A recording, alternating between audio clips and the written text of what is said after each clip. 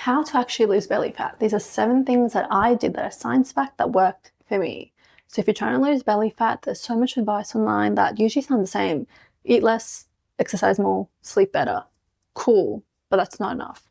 Research shows that visceral fat, the fat that's stored around your organs, a dangerous one, responds to very specific metabolic factors. So if someone asks me how to lose belly fat today, these are 7 things that I tell my clients, I'm telling you, so you know what to focus on first. For those who are new to my channel, my name is Ruthie. I'm a nutritionist and health and wellness coach, also founder of a platform called Nourish, which provides generalized and tailored meal plans, nutrition advice, things like that. So if that's something you're interested in, please check out my website and let's dive right in. Make sure to stick around till the end because number 7 is so important. The first one is hated by so many people for reasons, I don't know why, but it's increased soluble fibre intake. One of the strongest nutritional predictors of lower abdominal fat is soluble fibre intake.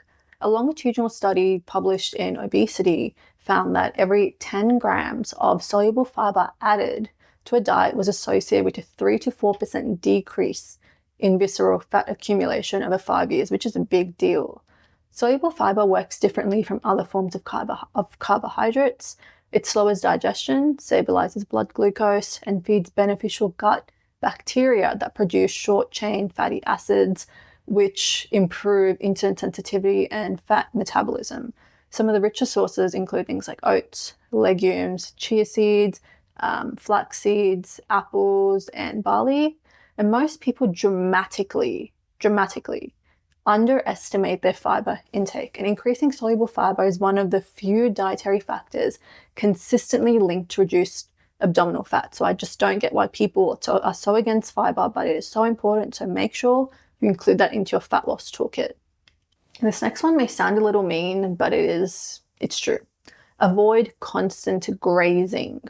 Something that's increasingly discussed in metabolic research is the effect of continuous eating patterns.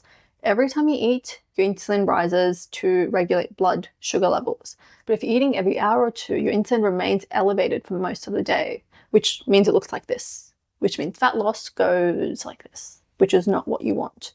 When insulin stays high, the body spends most of its time in a lipolytic state, which means that it's less able to mobilize stored fat. And so allowing longer gaps between meals gives insulin time to go up and then fall back down, which allows the body to shift back into fat utilization mode rather than storing fat. Now, this means you don't have to diet extremely, which is great because no one likes aggressively dieting and it's not really effective long-term strategy anyways. So constantly grazing throughout the day can reduce the body's ability to access stored fat effectively. So what you should do is eat like your main 3 meals, breakfast, lunch, dinner, maybe a snack in between your breakfast, lunch and dinner, but keep it at that. Don't keep eating nonstop because your insulin keeps going like this, which is very non-productive for fat loss. Number 3, reduce fructose-heavy beverages. Another major contributor to visceral fat accumulation is high intake of fructose from sugary drinks. So in controlled metabolic studies comparing beverages that are sweetened with glucose versus fructose, the fructose groups accumulate significantly more visceral fat and liver fat, which are both things we don't want, even when total calories were similar. So there's a difference between glucose versus fructose, very clearly. This happens because fructose is metabolized primarily in the liver, so when consumed in excess, it can trigger de novo lipogenesis, which is a process where the liver converts sugar into fat. And over time, this contributes to both fatty liver and abdominal fat storage. So the biggest contributors tend to be soft drinks, fruit juice. Yes, most of the store-bought fruit juice, if you look at the labels, it's not pretty. There's so much added sugar, which is mostly fructose. Sweetened coffee drinks, sugar-sweetened beverages. So reducing these alone can significantly improve the metabolic environment associated with belly fat accumulation. So this may seem like a small little, oh, don't drink sugary stuff. If you really think about what's happening, you go, whoa, like why am I even consuming this in the first place? You know, knowledge is power, especially when it comes to nutrition in this day and age when you don't really know what's actually going into food. Increasing dietary polyphenols. So polyphenols are bioactive compounds found in many plant foods. and research increasingly links them to improved fat metabolism and reduced visceral fat. Several studies show that polyphenols can influence things like inflammation, insulin sensitivity, gut microbiome composition, all of which play a key role in abdominal fat storage. Foods particularly rich in polyphenols include berries, green tea. Green tea, I personally love it. I recommend it to everyone, especially if you're trying to lose weight.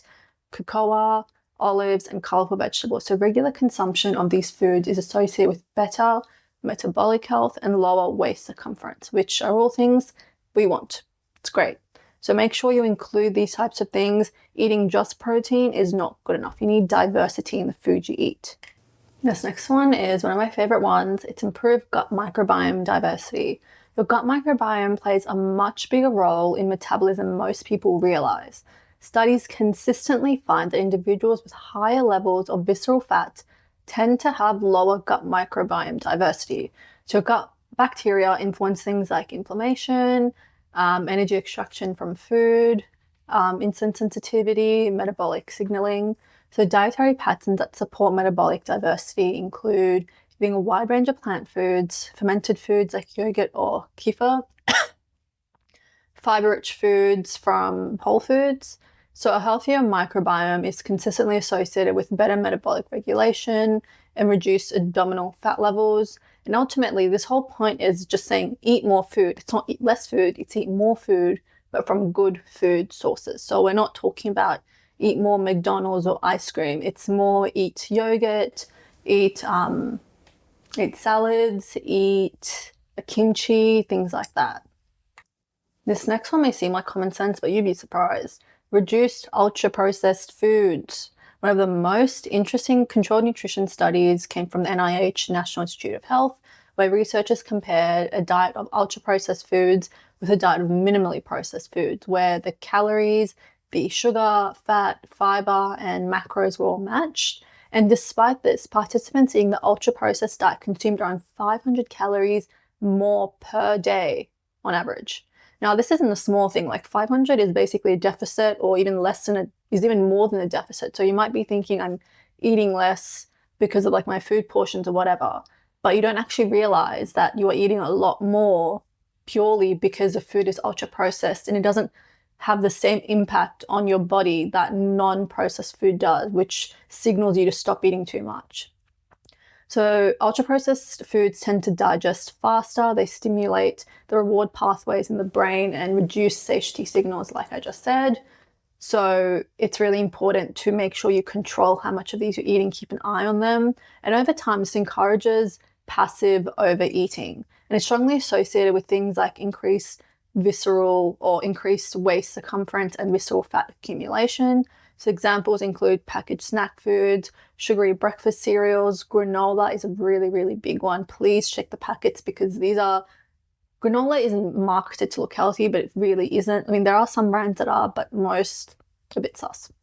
Refined baked goods and fast food. So reducing ultra-processed foods improves appetite regulation without requiring extreme dieting. And number 7, kept the best for last, stabilize blood sugar across meals. Large spikes in blood glucose followed by rapid drops can increase hunger, cravings, insulin fluctuations, things like that, and repeated blood sugar spikes. So this promotes greater fat storage, meaning your fat goes like this. Not great. Particularly in the abdominal region, which is where most people tend to have the issue with fat to begin with. So meals that combine fiber, protein, healthy fats, minimally processed carbs tend to be the best. They produce more stable blood glucose responses, so your glucose goes like this, your spikes, rather than this, which is not great.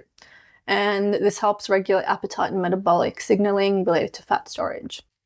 So ultimately, the key thing to understand is that losing belly fat isn't just about calories, and you can try to target belly fat, but the thing is you need to lose fat in your entire body. But these things that we discussed can help more with belly fat, but to say they specifically burn belly fat only would be a lie, because when you lose weight in your whole body, but you can do things like these 7 steps that do help target the belly fat a little bit more. I hope you enjoyed this video. If you liked it, please make sure to give it a like and share it with someone who needs to hear this. And let me know in the comments below what you enjoyed, what you want to see next. And yeah, wishing you all happy digestive systems. Until the next one.